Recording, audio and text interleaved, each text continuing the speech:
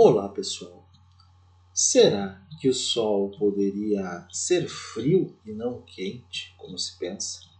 Se ele fosse frio, será que não poderia abrigar vida? Realmente ser habitado até por alguma civilização avançada? Tem gente que pensa assim. E é sobre essa teoria alternativa, no mínimo, que nós vamos falar hoje em mais um episódio de Realidade Paralela.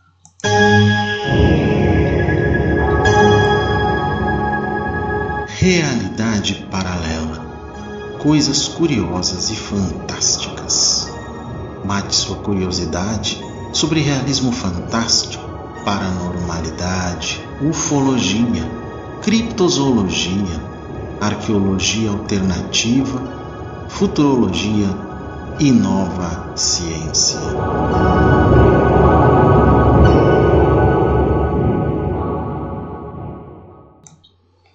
Pois bem, pessoal, esse não é um episódio sobre teoria conspiratória. Já vou deixando bem claro isso para vocês. Não se preocupem. É realmente sobre uma teoria que desde o século XIX é comentada, inclusive por cientistas, astrônomos, engenheiros, com a possibilidade de que o Sol não seja quente. Bom, antigamente se pensava que o Sol era uma bola de fogo. Hoje não é o que a ciência diz. Então já houve uma mudança da época em que essa teoria do Sol frio, que nós vamos falar, foi criada. Isso é um ponto muito positivo para a gente entender. E o meu objetivo aqui não é falar a favor ou contra, é apresentar as coisas. Isso também possa nos ajudar a informar algumas coisas sobre o espaço, sobre o Sol. Aqui também vamos falar sobre Plutão, sobre Mercúrio, que explicam algumas aparentes contradições astronômicas que, na verdade, tem a ver com o fato de que as pessoas não entendem direito como funciona isso, né? E nós vamos explicar nesse vídeo. Então fiquem tranquilos quanto a isso, gente. Bom, por décadas nós fomos levados a acreditar que a Terra está assim numa posição privilegiada, portanto capaz de sustentar vida, né? É o que diz a equação de Drake, que analisa essa possibilidade, né, com todas as condições. No entanto, pesquisas científicas, claro que são controversas, né, sugerem que o Sol poderia realmente ser um planeta habitado. Por quê? Porque muitas teorias afirmam que ele poderia ser frio e não quente. Então, uma coisa é consequência da outra, né? Bom, vários já pensaram nessa hipótese, mas vamos começar com uma figura científica relativamente conhecida, que é o Sir William Herschel, que foi um astrônomo alemão-britânico que descobriu em 1787 o planeta Urano e suas duas luas, Titânia e Oberon. Mas também ele descobriu mais de 2.500 galáxias e 90 mil estrelas. Além disso, ele acreditava que o Sol nunca ficava parado e que se movia no espaço em direção à constelação de Hércules. Bom, o que essa figura, então, falava na sua época em relação a isso? Essa iminência da astronomia, né, o Sir William Herschel, ele sugeriu que o Sol poderia ser habitado. Vejam só, estamos falando do século XVIII. Né? Ele também mencionou que seus habitantes não sofreriam com o calor intenso, né, como os que vivem nos países tropicais da Terra. Ele explicou que o Sol é um corpo frio e não uma massa ígnea. Ou seja, ele tinha dificuldade de acreditar no Sol pegando fogo, mas hoje já não é essa a explicação da ciência. Né? Então, a teoria do Sol frio é uma hipótese que contradiz o entendimento tradicional da astronomia sobre a natureza do Sol. Em vez de ser uma esfera extremamente quente, composta por plasma, como é aceito pela ciência convencional hoje, não mais a ideia de uma bola de fogo queimando no espaço, né? A teoria do Sol frio, propõe que o Sol é, na verdade, uma entidade relativamente fria. Essa teoria, então, ela foi apresentada em vários momentos diferentes da história, por diversos pensadores, né? Basicamente pelo astrônomo G. de Vode, em 1859, o engenheiro salvadorenho Isaías Araújo, de 1937, e o engenheiro A. Dard, em 1939. Então é bem antigo isso, mas tem muita gente que ainda fala sobre isso. Né? Eu vou contar um pouquinho do que cada um desses, né, de certa forma, imaginava que seria as suas teorias. Começando pelo G. de Vode. Ele escreveu um livro em 1859 chamado Le Soleil et les Phénomènes Célestes. ou seja, o Sol e os fenômenos celestes. Então foi um dos primeiros a sugerir essa ideia de um Sol frio. Ele propôs que a aparência brilhante do Sol poderia ser explicada por mecanismos que não envolvem altas temperaturas. Na visão de Devaux, o brilho solar seria resultado de processos elétricos ou magnéticos, em vez de reações nucleares, como a fusão nuclear, que é a explicação predominante na ciência atual. Então ele deu essa ideia, essa explicação, em 1859. Aí vamos para o, talvez, dos mais consistentes que fizeram essa teoria, que é esse que inclusive tem uma capa antiga do livro dele, que é o Isaías Araújo, delegado de El Salvador na Conferência Oceanográfica Ibero-Americana, celebrada na Espanha em abril de 1935, como diz ali. Então ele escreveu esse livro, Teoria Eletromagnética do Sol Frio, análise sobre uma nova estrutura do universo. Então ele publicou esse texto, pode ter escrito antes, em 1937.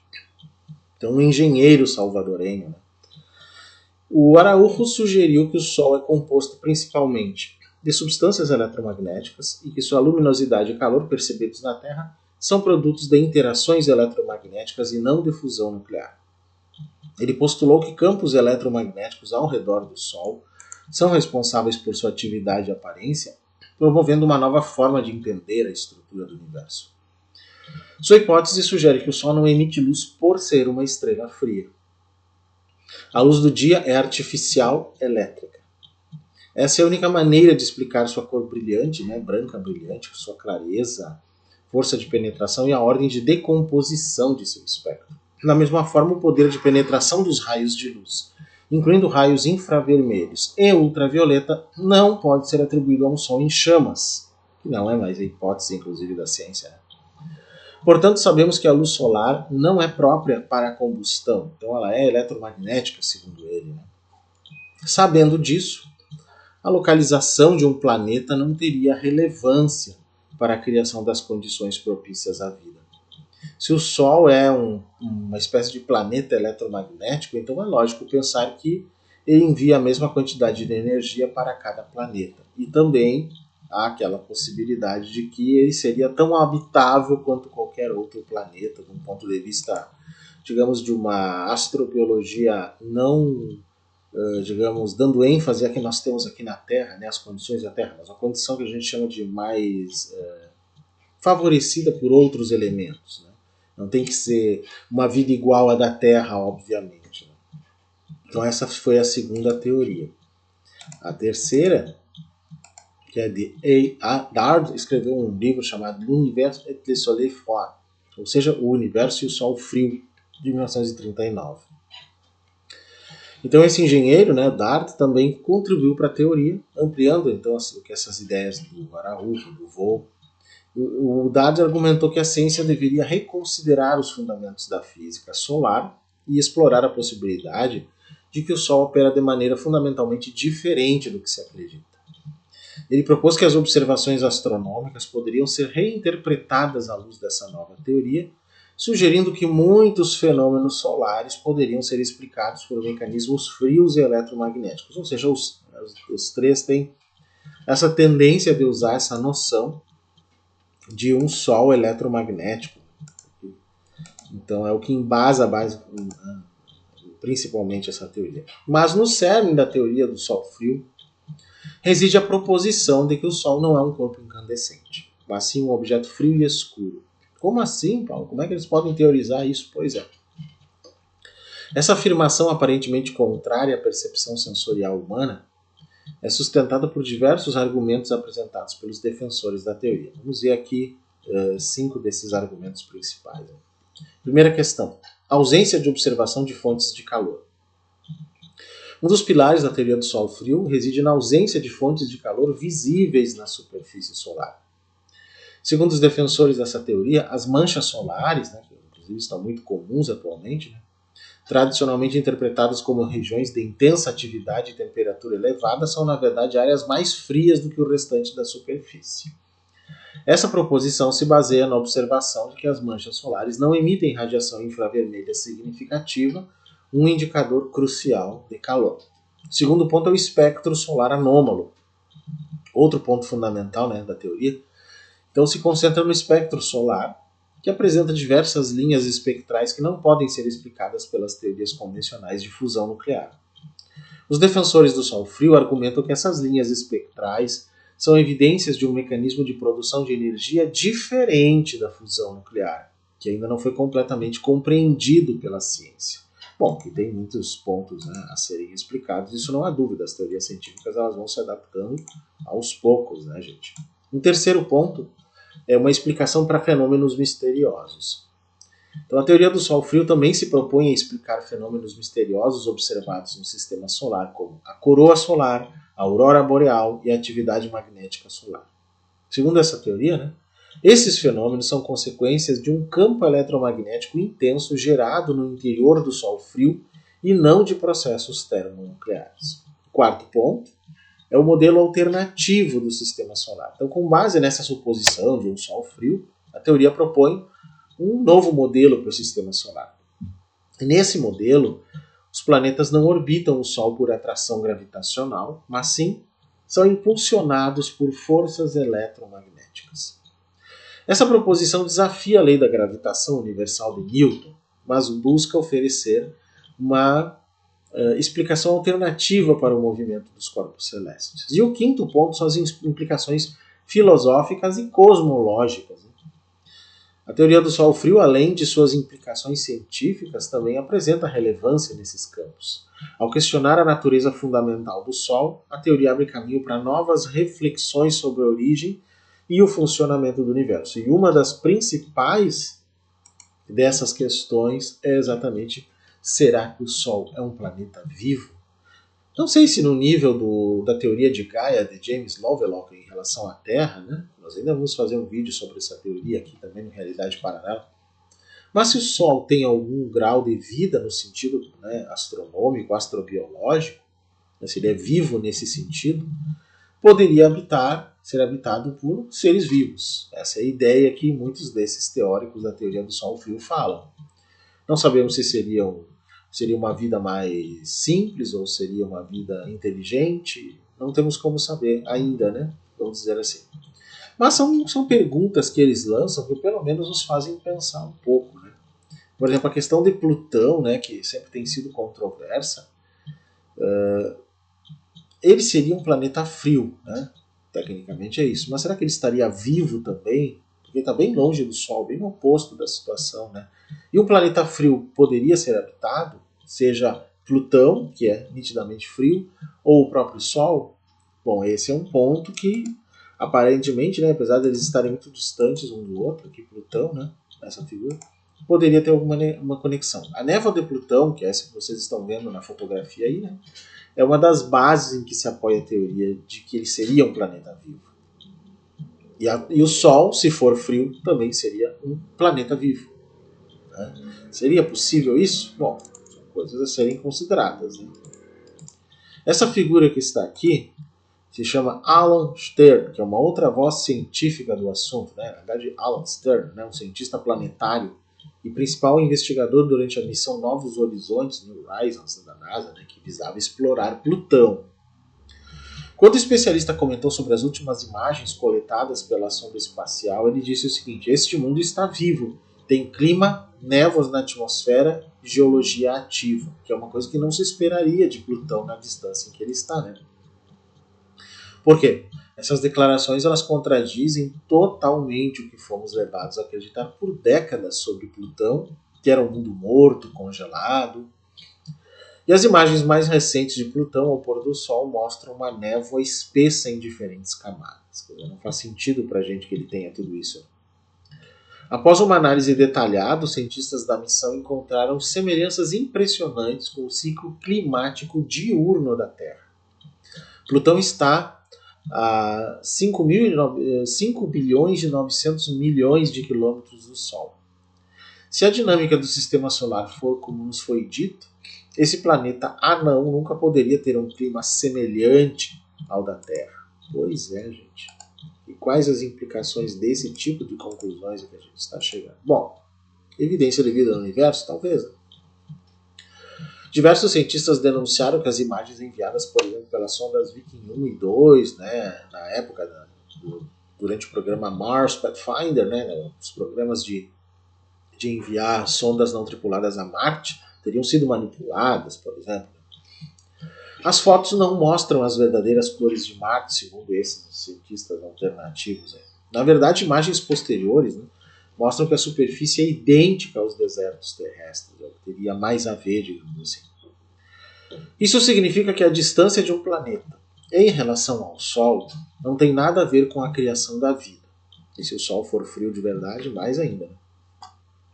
Se levarmos em conta que ele não emite luz, né, por ser uma estrela fria, no caso do Sol, na teoria do Sol frio, e que cada planeta recebe a mesma quantidade de energia, porque seria eletromagnética, né, qualquer um dos planetas poderia ter até civilizações.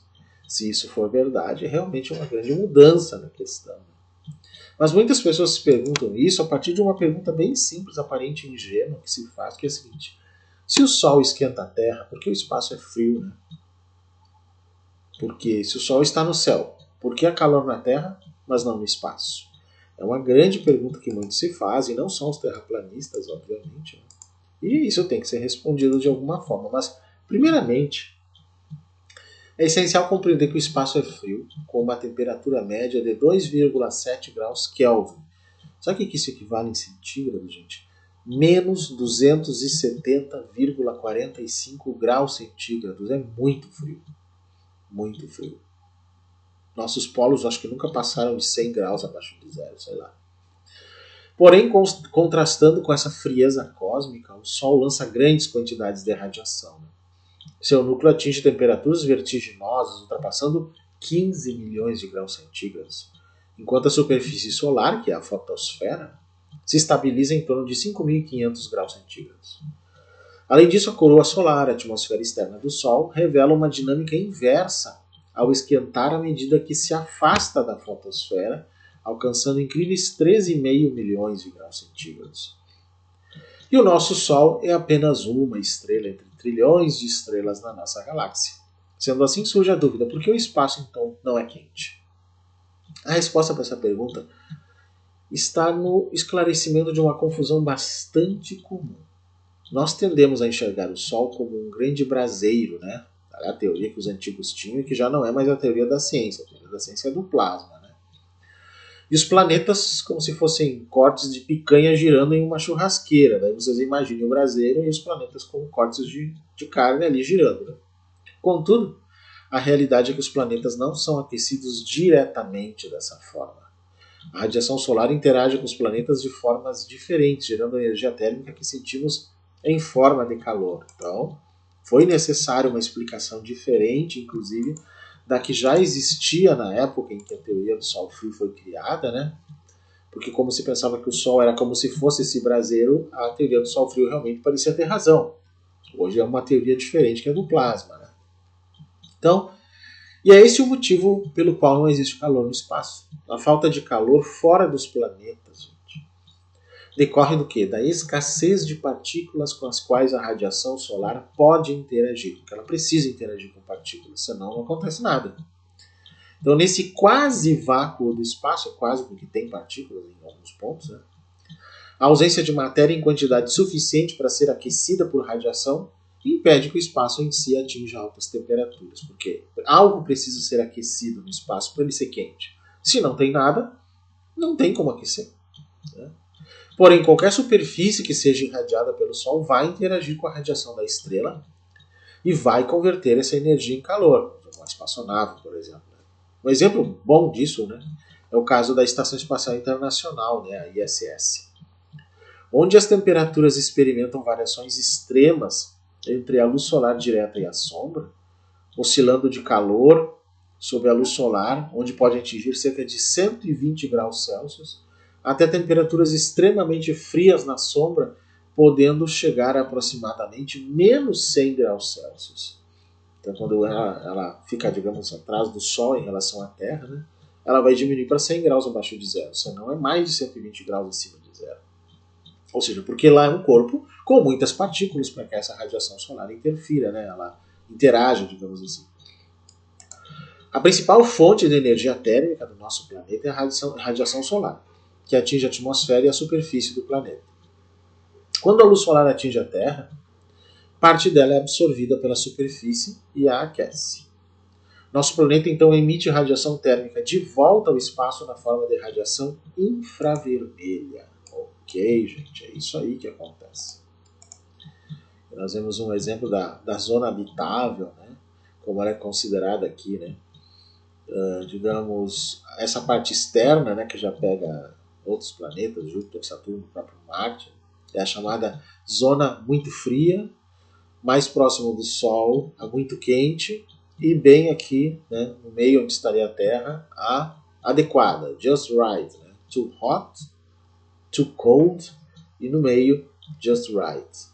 Tem mais ou menos um tamanho, um planeta do tamanho da Terra, ou 2 vezes o tamanho da Terra no máximo, é o que os cientistas dizem que seria a zona habitável. Né? Então, no caminho até o espaço, parte dessa energia, né, do Sol é refletida de volta para a atmosfera. Devido majoritariamente à presença de gases como dióxido de carbono, que é o CO2, metano, o CH4, o efeito estufa ocorre quando esses gases atuam como uma espécie de cobertor que retém o calor, impedindo que ele se disperse completamente para o espaço. O efeito estufa, quando causado por fatores naturais, é fundamental para manter as temperaturas na Terra em níveis adequados para a vida como a conhecemos. No entanto, atividades humanas como queima de combustíveis fósseis têm aumentado significativamente a concentração desses gases na atmosfera, intensificando o efeito estufa e contribuindo para o aquecimento global. Esse desequilíbrio no ciclo natural do efeito estufa tem sérias implicações para o clima global, resultando em mudanças climáticas, aumento do nível do mar e eventos climáticos extremos. Ok. Então, questão de Plutão entendida, mas juntando com a teoria de um Sol frio, ela, digamos, corroboraria mais a possibilidade ainda de que Plutão pudesse ter vida e explicaria por que ele tem aquela névoa densa e tem atmosfera e tudo mais e atividade geológica. Ok. Não é a única explicação, mas ela corroboraria. E a questão de Mercúrio? Os cientistas têm, né, tentado explicar a razão pela qual Mercúrio é tão frio, apesar de ser o planeta mais próximo do Sol. Outra explicação que é necessária que se dê. Mercúrio é frio, Paulo. Que Plutão seja frio por estar longe do Sol, até a gente entenderia. Mas Mercúrio, pois é. Então, um exemplo dessa controvérsia, né, que no final às vezes dá pontos para a teoria do Sol frio, às vezes não, é essa suposta temperatura em frente ao Sol. Então, de acordo com a NASA, essa temperatura é de 122 graus. Então, como há gelo nas calotas polares de Mercúrio, se ele está tão perto do Sol? Né? Devido à sua proximidade com o Sol, a temperatura de Mercúrio deve exceder os 400 graus. E como é que ele poderia ter, né? Então, a ordem dos planetas em relação ao Sol, como aprendemos na escola, tem Mercúrio como o primeiro na lista, o mais próximo. Ele está numa área que os astrônomos classificam como não habitável, como eu mostrei na figura agora há pouco. Né? Devido à radiação e temperaturas que podem ser registradas devido ao calor causado pela estrela maciça. No entanto, as teorias não são tão precisas quando se trata de temperaturas em Mercúrio. O primeiro planeta em relação ao Sol é um planeta frio. Tão frio quanto Plutão? Não tão frio, mas é frio. O fenômeno tem uma explicação que os cientistas detalham em vários relatórios. Sim, precisaram fazer relatórios para explicar isso. Depois de décadas de observações sobre este, que é um dos 8 mundos do sistema planetário que habitamos, né? Pois é, precisaram fazer relatórios para explicar? Essa é a questão. E a posição dos planetas, né, em relação ao Sol. Primeiro, como explicado pelo Dr. Alejandro Farah Simón, membro do Instituto de Astronomia da Universidade Nacional Autônoma do México, né, a UNAM, e do Programa Espacial Universitário, PEU, em uma palestra com a National Geographic, Mercúrio registra uma clara ausência de atmosfera. Diferentemente de Plutão, né, gente? E Plutão tem. Essa é uma questão. Isso significa que sem uma camada atmosférica, não há efeito estufa para reter o calor do Sol na superfície do planeta. Isso é somado a uma rotação muito lenta em comparação com sua órbita ao redor do Sol. Pois é. Explica que Mercúrio completa 3 rotações em torno do seu eixo por cada 2 órbitas em torno do Sol. Poxa, essa relação resulta em dias extremamente quentes na face exposta ao Sol, mas as noites são extremamente frias, uma vez que a falta de rotação prolonga a exposição à noite fria do espaço. Isso seria o motivo dele ser frio, né? E como se não bastasse, a superfície desse planeta é composta principalmente por rochas e minerais altamente reflexivos, o que significa que grande parte da radiação solar que é recebida é refletida, ou seja, não fica no planeta. Isso contribui para manter as temperaturas relativamente baixas em comparação com a proximidade do Sol. Então agora fez sentido a princípio. Pois é. Bom, essa aí a teoria do Sol frio aparentemente não ganhou, né, gente? Embora esse fenômeno permita que as temperaturas nesse planeta cheguem a menos 173 graus centígrados, né? Pelo menos então, mais frio do que ficaria em muitos lugares, né? Durante a noite, digamos assim. Durante o dia elas alcançam um pico de 427 graus centígrados nas áreas mais expostas ao Sol. Vejam só que coisa incrível. O que o torna, em média, distante de ser o planeta mais frio, né? Embora, apesar de sua proximidade com o Sol, não seja o mais quente, o que já é uma loucura para a lógica da formação dos sistemas solares. Gente. Puxa vida, e aí como é que fica? Será que o Sol é frio ou o Sol é quente? Se for frio, como explicar tudo isso que nós apresentamos? Né? Bom, nós teríamos que ter espaçonaves, né, mais avançadas, chegando mais perto do Sol para avaliar melhor as condições, para poder tirar alguma dúvida se ainda paira. Né? É importante ressaltar que essa teoria do Sol frio ela é considerada marginal pela comunidade científica do mainstream. Né? As teorias heliocêntricas e da fusão nuclear no Sol possuem amplo respaldo empírico e são aceitas como modelos explicativos mais consistentes com as observações. São modelos? Sim, gente. Ninguém foi até o Sol com todas as condições de pesquisa para tirar todas as dúvidas. Tem isso também.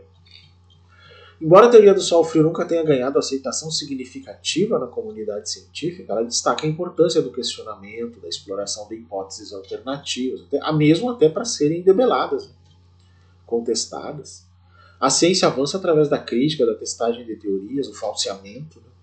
Ideias como a do Sol frio incentivam essa investigação contínua e o exame dessas suposições da ciência mais oficial, digamos assim. Então, tudo bem, é importante a gente conhecer, por isso eu coloquei essa teoria aqui para vocês conhecerem. A teoria também destaca a interseção entre ciência e filosofia, onde ideias que podem parecer pouco convencionais podem levar a novas formas de pensar sobre o universo. Inclusive a ideia de que o Sol pode ter vida nesse caso. Né?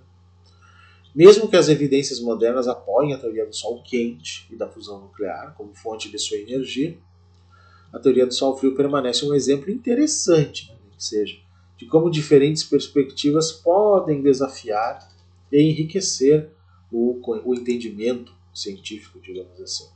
Pois é, o que vocês acharam aí? Digam aí nos comentários. Provavelmente vocês nunca tenham ouvido falar dessa teoria, né?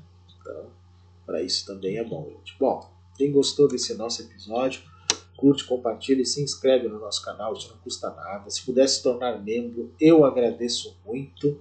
Se quiserem fazer um valeu demais no nosso vídeo, também agradeço. Ou um Pix em qualquer valor pela chave pixpacetech@gmail.com. Eu agradeço todo e qualquer apoio que vocês puderem nos dar, pessoal.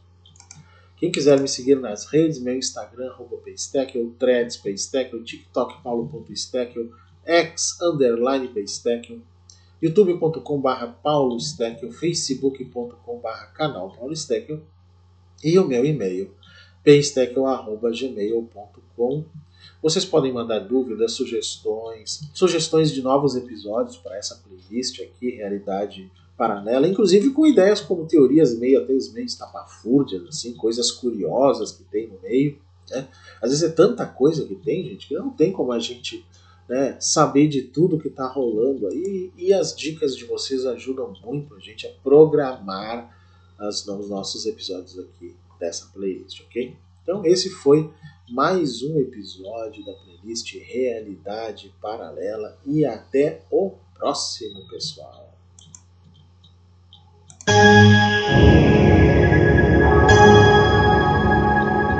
Realidade Paralela. coisas curiosas e fantásticas. Mate sua curiosidade sobre realismo fantástico, paranormalidade, ufologia, criptozoologia, arqueologia alternativa, futurologia e nova ciência.